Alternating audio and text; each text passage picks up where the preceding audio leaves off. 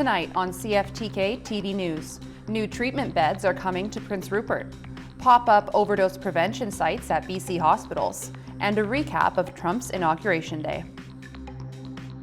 Northwest BC's only television news team. We are CFTK-TV News. Hello, I'm Jaylene Matthews, and thanks for joining us on this Tuesday, January 21st.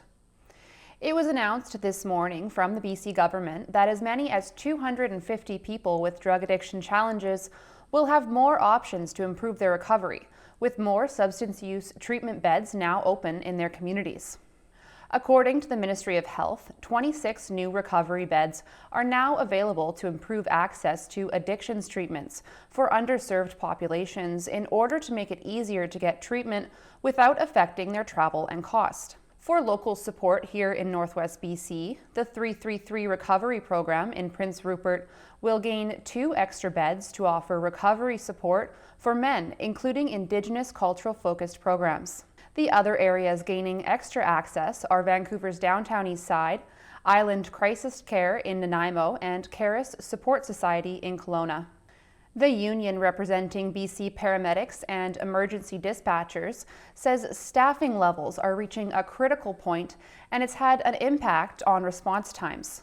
Union President Jason Jackson said an overtime ban put in place on January 1st by BC Emergency Health Services has resulted in cuts to staffing, with dozens and dozens of empty ambulances across the province.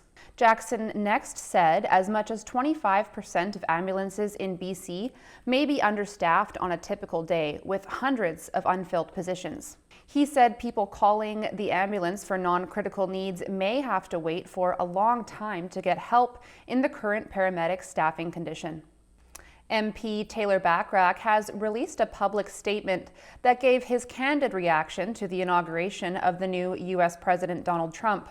Bachrach stated that we live in frightening times and expressed further disappointment that the citizens of America elected a convicted felon to lead their country. He went on to emphasize how important he believes unity to be, saying that Canadians need to come together in order to defend our country's interests and protect what makes Canada great. He also had words for Conservative Party members throughout Canada, such as Alberta's Premier Danielle Smith, saying that their vision for Canada is not that far off from Donald Trump's vision for the U.S., and capped off his statement by saying that fact should frighten everyone. Canadian dairy farmers have been bracing for this. They have been in President Donald Trump's crosshairs as he threatens to impose trade tariffs. CTV's Quebec Bureau Chief Genevieve Beauchemin spent yesterday's Inauguration Day on a Canadian farm near the American border. On farms dotting the landscape of rural Canada, attention turned south, and to concerns dairy farmers like Jason Erskine may lose out in a feud over trade with Trump. Everyone needs to just calm down and wait and see what he actually does. Trump was short on details, but dairy has long been part of his beef with Canada. In Canada, some very unfair things have happened to our dairy farmers. Americans want more access to the Canadian market to sell their milk here. Canada's nearly 10,000 farms provide much of it now, protected by a supply management system that imposes high dairy import tariffs. Farmers are allowed a fair income so that they can reinvest in their farms and in their communities. It's just debt all the time. The feud with the U.S. over the system has churned for years. Canada gave up a slice of the market during Trump's first term, and farmers fear the government might now give up more. This as a trade-off to avoid U.S. tariffs on other goods. We need to be careful and try and work as a team and not be picking each other apart and sacrificing one industry for another. Erskine's farm is a short drive away from the U.S. border. People will get dropped off down there. He's seen more patrols in recent weeks, part of efforts to answer Trump's demands to step up security and avoid tariffs. But dairy farmers say if Canada tries to further appease Trump by allowing more American milk to flow north, the very future of family farms and of rural communities here are on the line. President Donald Trump's Inauguration Day yesterday was full of pomp and circumstance and some surprises. Here's CTV's Joy Malbon with the recap. Donald Trump is back, promising the dawn of a golden age in America in a speech that quickly turned dark. I, Donald John Trump, do solemnly swear. Taking the oath for a second time at the Capitol, where his supporters staged an insurrection 4 years ago. Trump pardoned 1,500, just about all of them. Trump's your president! As the Proud Boys, a far-right militant group, marched through D.C., Trump did not hold back on settling political scores. From this moment on, America's decline is over. Taking a swipe at former President Joe Biden and his political rival Kamala Harris while they looked on. Trump feels emboldened, empowered, even calling this divine destiny. An assassin's bullet ripped through my ear. But I felt then, and believe even more so now, I was saved by God to make America great again.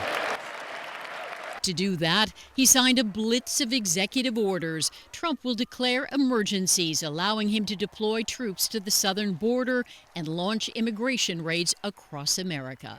All illegal entry will immediately be halted. Holding off on tariffs, but threatening tonight to hit Canada and Mexico on February 1st. We're thinking in terms of 25% on Mexico and Canada because they're allowing vast numbers of people. Canada's a very bad abuser also. Vast numbers of people to come in. Trump says he'll roll back environmental rules to pump more oil and gas. We will drill, baby, drill. Vowing to take the Panama Canal back and rename historic landmarks. Changing the name of the Gulf of Mexico to the Gulf of America. That got a chuckle from Hillary Clinton. Trump promised to enrich Americans, but it was the very rich at the seat of power, signaling a new alliance with tech billionaires. Trump's closest advisor, Elon Musk, greeting Trump supporters with a very jarring salute. With plenty of pomp and pageantry inside the Capital One arena, Trump taking in the moment and the movement that propelled him back to Washington. So now the work begins. We won, we won. Coming up next, a group in BC sets up pop-up overdose prevention sites. BC is said to be launching a short-term rental registry inside of the province that will include annual fees. Housing Minister Ravi Kahlon stated that the registry will be used to further crack down on speculators operating illegally in BC.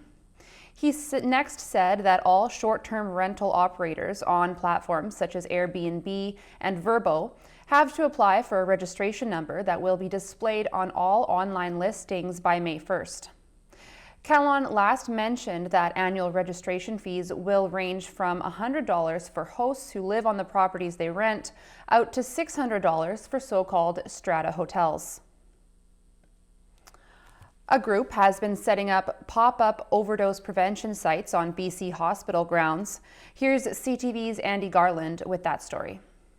We go around in groups. Recovering from their own addiction issues, Caleb Ross and Heather Edwards are in support of new overdose prevention sites on hospital grounds. Places like this, they say, will save lives. We were terrified to go to the hospital without enough medication because we'll start getting so violently ill after a couple of hours. People are refusing the care that they need because they'll potentially withdraw within 4 to 5 hours. Addictions doctors say users still need access to their illegal drugs while in hospital due to severe withdrawal symptoms. It's like the worst flu imaginable. It's horrendous. And so the only way you get relief to even feel normal is to smoke your substance. The group, Doctors for Safer Drug Policy, set up an unsanctioned pop-up today, this time at the Comox Valley Hospital. It's the third hospital they have set up a pop-up OPS on the island since mid-November, Royal Jubilee in Nanaimo Regional General being the first. We need an action from the government to roll these out because people are dying within the hospital grounds. Patients who use substances cannot use their substance in hospitals. The group of island doctors say they met with new Health Minister Josie Osborne last week and provided her with evidence-based information supporting their plea for OPSs at hospitals. Was overall supportive of the work that we're doing and recognized that we need to continue to work together to quell the moral panic that has been created around this issue. The pop-up OPS will be set up at Comox Valley Hospital till Friday from 10 to 6 with physicians on hand. More OPSs may be popping up at other island hospitals in the near future. Andy Garland, CTV News, the Comox Valley. Tomorrow is Bell Let's Talk Day, and this year the focus is on youth mental health. Here's CTV's Janice Golding. The statistics are sobering. Canada's youth suicide rate is the third highest in the industrialized world. On an annual basis, we've actually seen an increase from young people under 13 of 200% over the last 4 years. Kids Help Phone saying it's talking to younger and younger children about suicide. But then I'll get lonely and depressed. That's why this year on January 22nd, Bell Let's Talk Day is focusing on youth mental health. 1 in 4 young people in Canada have considered suicide. According to A Generation at Risk, a report by Mental Health Research Canada, suicide is the second leading cause of death for young people in Canada, accounting for 21% of deaths. 66 to 75% of mental health issues arise before the age of 24. About 1.25 million Canadian youth need mental health supports, but 57% are not getting the help they need. There's a lot of change and a lot of work that we need to do to make sure that mental health is not just there for people, but is very much accessible, affordable, and inclusive of every single person. Kids Help Phone, a free anonymous service that's available 24/7, says since 2020, its professional counselors and volunteer crisis responders have had interactions with young people more than 22 million times. We're exactly where you are in the moment that you're in, from coast to coast to coast. You can reach out to Kids Help Phone, and there's always a trusted space for young people to feel out loud. Experts say kids' mental health has deteriorated since the pandemic due to factors like social disconnection and excessive screen time, meaning 6 hours or more daily. In fact, about 64% of young people are now reporting issues with anxiety. To be anxious as a 10-year-old and not have the language or ability to express that and have to go to school and deal with bullying and social media and all of these pressures to be perfect or appear perfect and then not be able to speak to a parent or guardian, I can only imagine. Dr. Elizabeth Cawley is the Chief Clinical Officer of PlaySpace, a digital company that helps clinicians use play therapy in a virtual setting to reach kids across the country. Because we want to meet children where they're at. We know they're comfortable on digital platforms. And so coming up with tools and telling parents, what's validated, what can be used, how to use it is a really innovative solution. And it can be used then in rural, remote areas. We can't let this be their future. The experts say they believe positive change can happen if we focus on prevention and early intervention, improve mental health literacy, increase access to services, and raise awareness and destigmatize mental health struggles through initiatives like Bell Let's Talk Day. Janice Golding, CTV News. And now we take a look at your local weather forecast for tonight and the upcoming week. Tonight on the north coast, expect clouds, temperatures steady near 4 degrees, and rain near midnight with winds up to 60 kilometers an hour near coastal sections. Tonight in Terrace, expect clouds with a 30% chance of flurries and snow beginning near midnight, with a low of -2 and a wind chill near -8. And in the Bulkley Valley and Lakes District, partly cloudy tonight with a chilly low of -16 and a 60% chance of flurries before morning.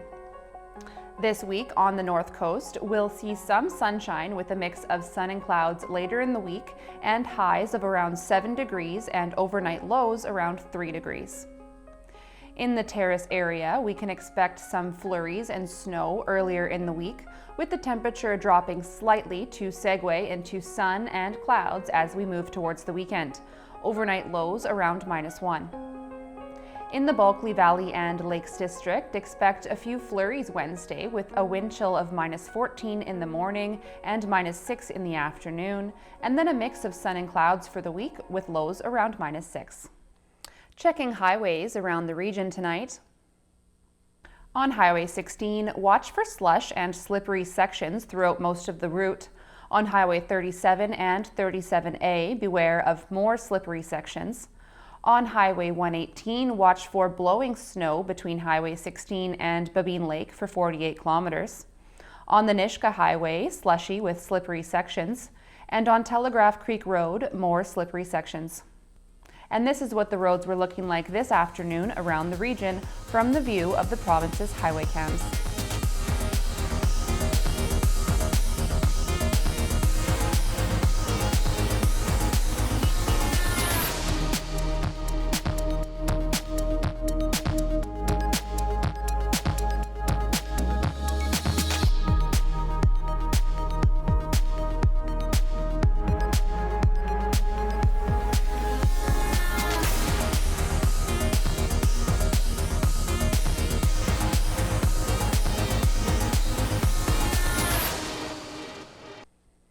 During the most recent council meeting, as well as the first of 2025, Terrace City Council heard from the city's Engineering and Public Works Department on their ongoing activities via their biannual report. One of the most notable developments saw the department reveal their plan to repave both Calum Street as well as Emerson Street. This project was intended to get done in the fall of last year, but a massive amount of rain that hit the area in both September and October forced the project to be delayed, although Grieg Avenue's repavement was able to be finished. And with the delay occurring, the department is redirecting the entirety of their 2024 pavement overlay budget towards this particular bit of work. $150,000 has already been spent on the repaving. Still to come, the rollout of a new method of HPV screening is facing some delays. Welcome back. A new method of HPV screening is under fire for not being properly resourced. Here's CTV's Penny Daflos with that story. A year ago, government and medical brass announced BC would be switching to a simple swab test at home to screen for cervical cancer by testing for a common sexually transmitted virus. HPV-based screening is more effective at identifying those with precancerous lesions. The public education campaign touted how easy it is to do at home and that it's important you attend any follow-up appointments recommended for you. But now CTV News has learned women who test positive for high-risk human papillomavirus are waiting up to 9 months for a follow-up exam and testing instead of the typical 8 weeks. Is that acceptable to you? I mean, I really appreciate the anxiety that comes with waiting for any diagnostic test. Any wait is too long. What we do at BC Cancer is we give a target. The BC Cancer Agency insists it warned the health authorities that there'd be a surge in demand for colposcopies with the new test compared to traditional pap smears. HPV testing, it's a more accurate test than cytology, which means that it's more sensitive and we're going to pick up more cases. We're going to pick them up earlier and better than we were doing before. Colposcopy is a way for doctors to use a special microscope called a colposcope to examine your cervix. Some patients are so anxious they're going to Bellingham to get the exam and possible biopsy done on time. One patient told CTV News it'll cost her $1,100, calling it unacceptable that the new program wasn't properly resourced. It's unfortunate, but it's hopefully just a short-term blip in the overall timeline. The BC Cancer Agency acknowledges that could mean 4 or 5 years worth of delays for patients, unsure if they'll find peace of mind or early management for a cancer that can be treated easily if it's found early. Penny Daflos, CTV News, Vancouver. Turning to the markets now. The Canadian dollar is down slightly, and the price of gold went up by $10.50. Oil was down $1.56, natural gas was down 19 cents, and aluminum is up $15. In Toronto, the TSX is up about 110 points, the Venture Index is down 4.56. In New York, the Dow Jones is up about 538 points, and the Nasdaq is up about 126. Still ahead, a new study looks at the alternate advantages of weight loss drugs. Although the risk of side effects is still prevalent, a new study suggests that weight loss drugs may have other advantages. Here's ABC's Rhiannon Ali. This morning, a new study suggests weight loss drugs have the potential to provide far more benefits to patients than just weight loss. We started hearing from patients who were like, oh, I used to have these aches and pains and they're gone. And I used to, it was very difficult for me to quit smoking. And now all of a sudden, I don't have cravings for cigarette anymore. Researchers looked into the records of more than 2.5 million patients in the Department of Veterans Affairs and found medications used for diabetes and weight loss under the brand names Ozempic, Wegovy, Zepbound, and Mounjaro may reduce the risks of dozens of medical conditions and diseases, including Alzheimer's disease, dementia. They also reduce the risk of addiction disorders, including opiate use disorders, tobacco use disorders, other substance use disorders. The study found the drugs approved by the FDA to treat obesity and diabetes also reduce the risk for pneumonia, sepsis, infections, blood clotting, and liver cancer, to name a few. Somebody who's obese, who has obesity, and at the same time wants to quit smoking, we saw that these drugs actually also help you quit smoking. For that individual person, they're actually hitting two birds in one stone. But researchers also found the drugs carried risks, including for gastrointestinal side effects, kidney stones, and inflammation of the kidneys and pancreas. Experts also caution this research had limitations, studying only medical records of veterans with diabetes, a group that's older and less diverse than the overall U.S. population. Rhiannon Alley, ABC News, New York. And an injured goose is getting the care it needs after an unfortunate accident. Here's CTV's Shannon Patterson with Wilson's story. Watch out. The newest patient at Mars Wildlife Rescue Center is a little ornery. He's a typical Canada goose where, he really just wants to take a bite out of you. The goose may not be fond of people, but he likely owes his life to a Squamish wildlife photographer who spotted him with an arrow stuck in his body last fall and was determined to help. After seeing him running around with an arrow sticking out of him, I just thought, no, there's no way, we got to get to this guy, right? So it took a long time, very long time, and lots of attempts. Last week, Tim Sear saw the goose he'd named Wilson after the volleyball in the movie Castaway at Furry Creek Golf Course, and a wildlife consultant with a net gun was called in. All of a sudden we heard a bang, and he shot and got it, and we ran out there, and he was secured. We had a blanket over him. We cut the arrow out and put him in a cage and took him down to Maple Ridge. So I've got 3 inches protruding. Veterinarian Dr. Adrian Walton was tasked with removing the part of the arrow that was still stuck in Wilson's body. I had no surgical approach. I couldn't go from above because of the pelvis, couldn't go from the side because of the way the musculature is in birds, and I couldn't go from below because of the internal organs. And so I only had one chance, and that was, could I move the arrow out backwards? Okay, ready? He gently twisted the arrow and then... Oh! It finally came out. It was a target practice arrow with a blunt end.